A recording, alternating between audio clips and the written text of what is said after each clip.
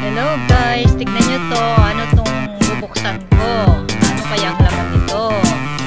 Napakaganda naman itong lagayan na ito. Ito ay isang klaseng ng prutas.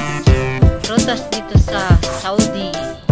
Ngayon lang ako nakapag ano guys, mga kamami.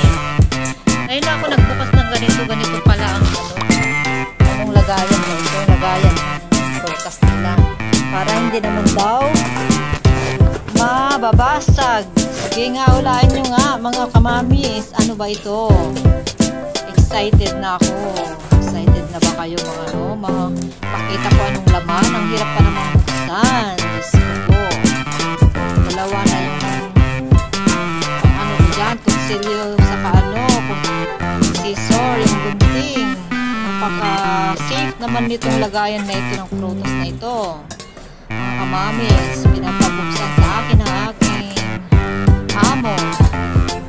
Dala-dala nila noon sa dito. Yan! Naku! Maliit lang pala na watermelon. Oh, tignan nyo. Meron pa siyang bubbles wrap. Sabi natin bubbles wrapper. Hindi naman siya bubbles. Bubbles ba yan? Bubbles ba ito? Ganyan pahaba. Hindi siya bilog-bilog pahaba yung yan, itatapon ko na ito guys. Kamamis. Wala naman itong silbi na masikip dito. Hindi pwedeng mag-stock. Kaya ito, hihiwain ko ng mga kamamis. Aming meriendahin pagkatapos nag-lunch ngayon. Amo ko na din lang sa sala at ang alaga ko dun sa kwarto. Nakakulong lang.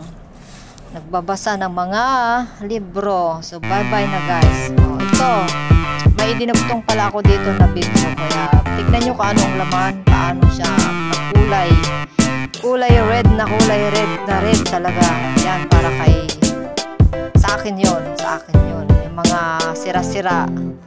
Siyempre, tiyagaan na lang yung sira-sira. Kasi naman mag-serve ako ng sira-sira ay nakakahiya. Kaya yung magaganda para sa kanila, siyempre sa kanila yan. Natulong tayo lang dito sa Hong Kong mga guys, mga kamamis. Ito naman, tatabi ko ito para kay sir kasi nasa trabaho. Yung amo kong babae, nagtatrabaho lang dito sa sala ng online homework. Ano ba yun? Work from home. Ayan, tatabi ko lang to para kay sir kasi gabi na yan, uuwi. Kakainin niya yan after dinner. So, itong isa na marami kay alaga. Hindi naman alaga yan kasi malaki na yung anak ng amo kong babae. Itong lalaki yung anak niya. Ito sa kanila. Nakatabi na. Yan. Hiwain ko na lang ito guys. Matatapos na ako sa aking pagbibideo.